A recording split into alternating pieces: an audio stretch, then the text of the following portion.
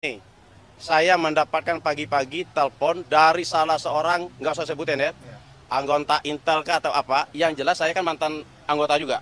Nah, jadi ada telepon mengatakan, Bang, sebenarnya Bang, Egy Peron itu memang ada Bang, tetapi di geng motor. Kak saya bilang, tolong kamu dalami lagi. Tolong dalami, tapi gini Bang, orang ini mereka ini persatuannya mereka kuat Bang. Kuat, tetapi yang jelas itu Peggy Peron itu memang ada. Menurut pengakuan dari orang manapun saya. Disebutkan di mana nggak Pak orangnya?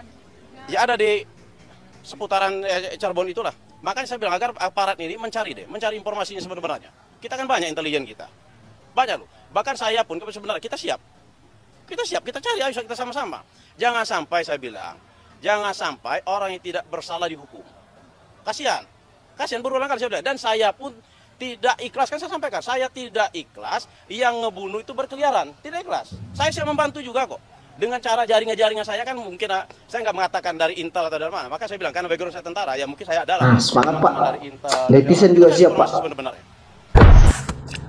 Alhamdulillah proses pra peradilan si Peggy Setiawan sudah selesai ya, dan Peggy dinyatakan bebas. Terima kasih juga buat pengacara-pengacara yang sudah membela Peggy Setiawan. Semoga Anda senantiasa selalu diberikan pahala yang berlimpah oleh Allah Subhanahu wa taala. Ya, kalau di saya sih begini ya, menanggapi hal-hal seperti ini ya, namanya Nagari Konoha gitu. Nagari Konoha. Indonesia ini dijuluki Nagari Konoha sama netizen. Jadi yang saya petik dari kasus Pina ini, karena saya tuh dari tahun 2016 saya memantau kasus Pina ini gitu ya. Dulu sempat juga seperti PT saya yang sebelumnya saya sampaikan di akun saya yang satunya. Sebenarnya yang saya ketahui waktu saya di Cirebon, pada waktu tahun 2016 saya sempat di Cirebon, itu ada oknum ceritanya.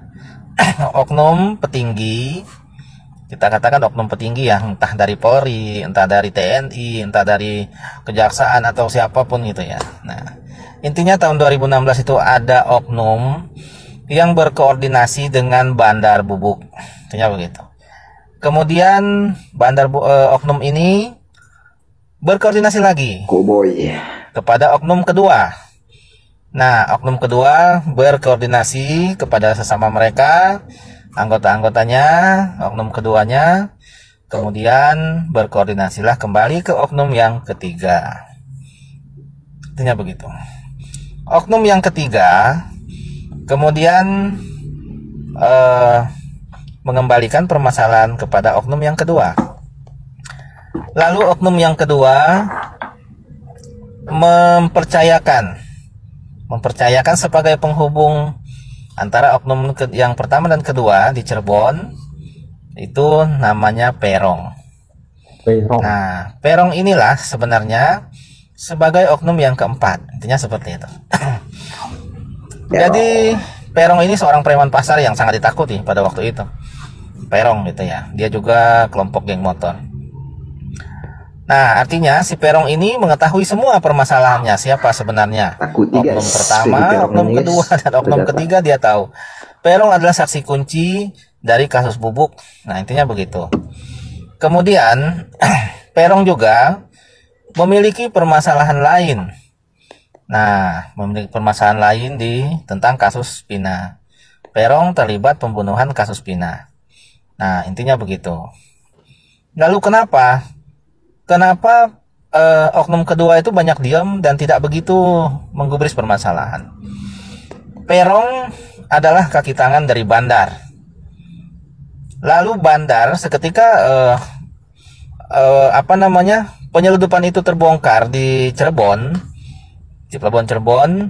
Lalu Perong yang dekat dengan Bandar, Perong ini kemudian diperintah oleh Bandar untuk menghabisi daripada oknum yang kedua. Di situ, karena tidak bisa menghabisi oknum yang kedua, Perong menghabisi keluarganya. Nah, dari oknum yang kedua.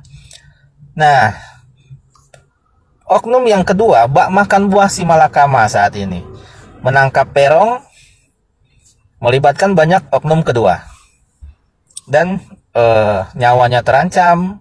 Bisa juga pun oknum yang kedua ini masuk penjara. Intinya begitu. Mbak makan buah si malakama, maju salah, mundur pun juga salah. Nah, disitulah kenapa Peron ini tidak ditangkap. Nah, itulah sebabnya. Jadi Peron adalah saksi kunci. Disitulah sebenarnya kejadiannya. Jadi ada dua permasalahan berbeda di sini. Jadi yang melakukan kasus Pina adalah yang bernama Peron, oknum yang keempat, intinya begitu. Dan Peron melakukan itu juga bersama anggota-anggotanya yang lain. Seperti yang disampaikan di video itu, guys. Jadi untuk mengelabui hal-hal ini, nama Peron itu banyak sekali disebar nih. Orang ini namanya Peron, ini Peron, ini Peron. Dan mana sih sebenarnya Peron yang asli? Nah, intinya begitu. Itulah yang harus sekarang ini dipecahkan oleh kuasa-kuasa hukum gitu ya, ataupun juga netizen sekalian.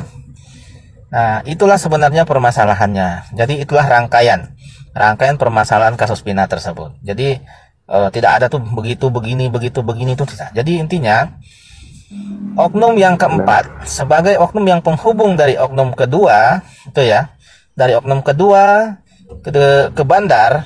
Nah, Bandar karena tertangkap, Bandar menyuruh oknum yang kedua menyuruh oknum yang ketiga, menyuruh oknum yang keempat, maksud saya si Peron, nah menghabisi oknum yang kedua.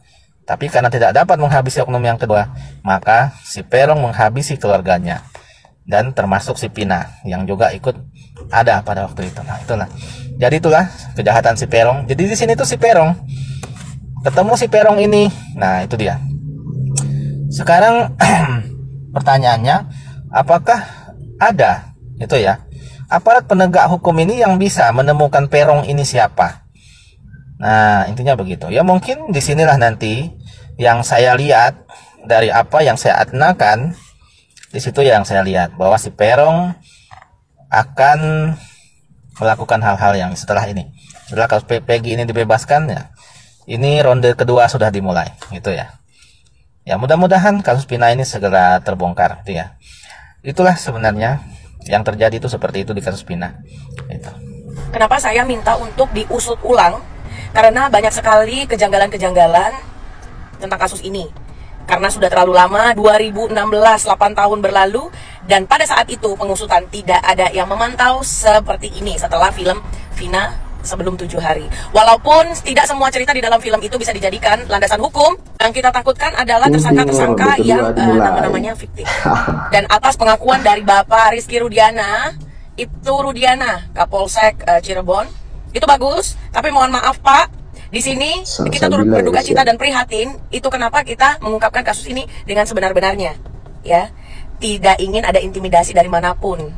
Seumpamanya memang pelaku adalah anak dari petinggi atau pengusutan yang keliru. Seperti yang Bapak Ibtu ucapkan, bahwasannya netizen Indonesia disuruh untuk tidak mengungkit-ungkit atau tidak mengungkapkannya lagi versi netizen.